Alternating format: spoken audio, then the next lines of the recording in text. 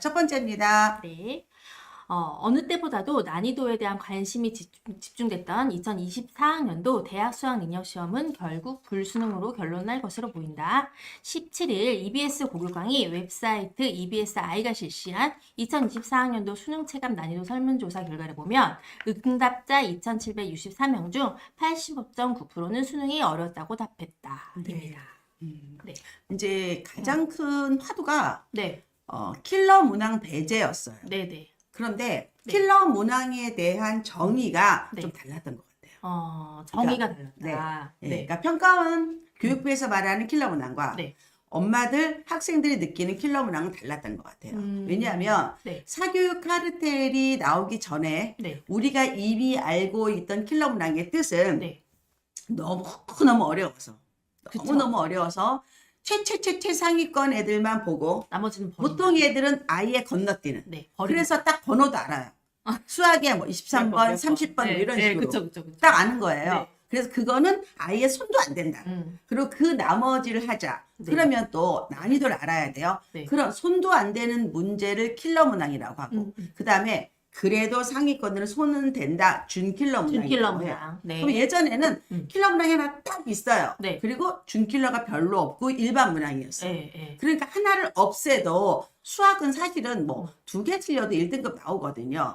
그러니까 이거 전략적으로 보완할 수 전략적으로. 있었어요. 진짜 전략적으로. 그렇죠. 네네. 근데 교육부나 이 평가원에서 원하는 킬러 문항은 뭐냐면 네. 공교육 범위가 아니야. 네. 이거는 어떻게 학원에서 대치동 학원에서 따로 배워야지 풀 수 있는 어려운 문제라고 정의한 거예요.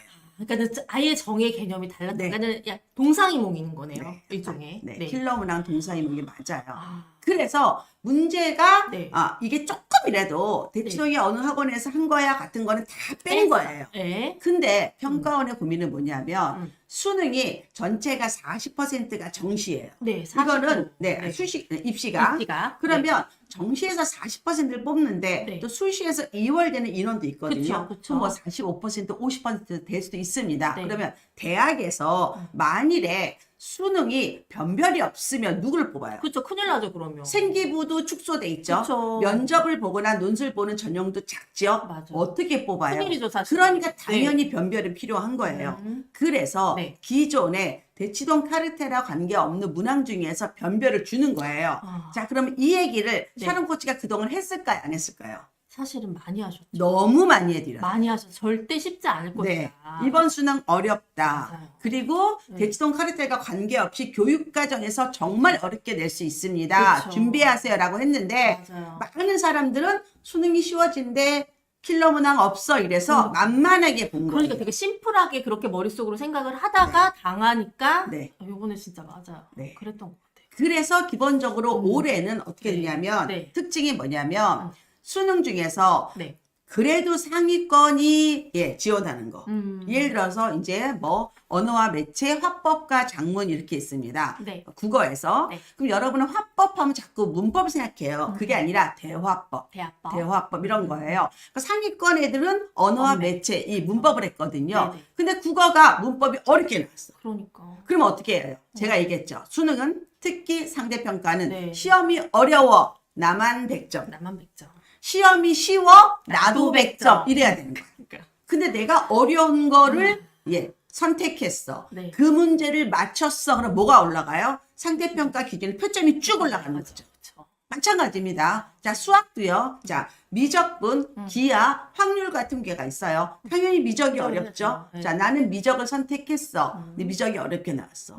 그 문제를 또 맞췄어. 맞췄어. 표점이 쭉 올라가죠. 그렇죠. 그런데 이 최상위권이 두텁지가 않기 때문에 1등급 컷은 내려갔다. 아, 1등 코스는 내려갔다. 네. 그래서 그거에 연결해서 의대 가려면 몇 점 또 내려갔다. 이렇게 되는 거죠. 아, 그 얘기가 그 얘기였구나. 그게 좀 어려웠죠. 네, 그 부분이 저는 좀 이해가 안 됐어요. 뉴스 보면서도 맞아요. 요 마지막 그러니까 부분. 수능 국어 1등급 컷이 뭐 의대 합격선이 2, 3점 3점 떨어진다. 때. 이게 맞아요. 그런 것들이에요. 아, 이런 그 것들. 얘기구나. 네. 네네. 그래서 뭐 배신 이런 차원이 아니라 네. 그러니까 사람들이 이렇게 내가 팁을 줬을 때 저는 네. 이렇게 생각을 해요. 네. 내가 어떤 사람한테 팁을 받았어. 그 사람이 전체 10개 중에서 한두 개 해당하는 팁을 줄 수도 있잖아요. 그쵸. 내가 앉혀놓고 네. 그냥 뭐 돈도 받는 컨설팅도 아닌데 뭐뭐 나올 거예요? 그럼 이렇게 나와 이러면 요 파트만 해주지 홀 전체가 아니잖아요. 그쵸, 솔직히 그렇죠. 네, 근데 네. 우리는 그걸 홀로 받아들이는 그러니까. 거야.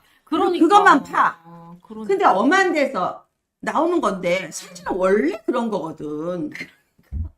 요번에 그래서 많이 당혹스럽다 뭐 이런 얘기가 그래서 나온 얘기인 것 맞아요. 같아요. 네. 네네. 그래서 이거는 네. 여러분들이 항상 음.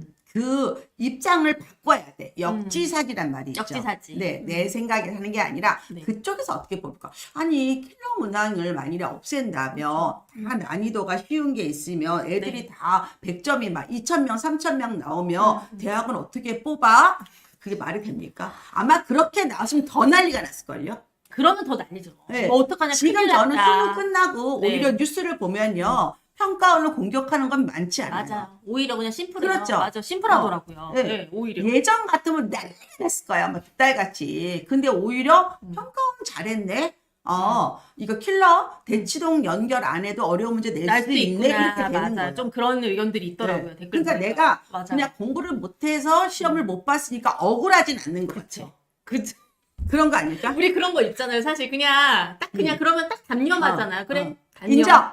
인정. 인정 단념. 이런 느낌. 맞아요. 그래서 여러분들 제가 얘기했죠. 초등학교 3학년, 4학년부터 수학은 반드시 최상위 수학을 풀어라. 학습해라. 중학교 가서는 대치동 중학교의 시험지 풀어봐라.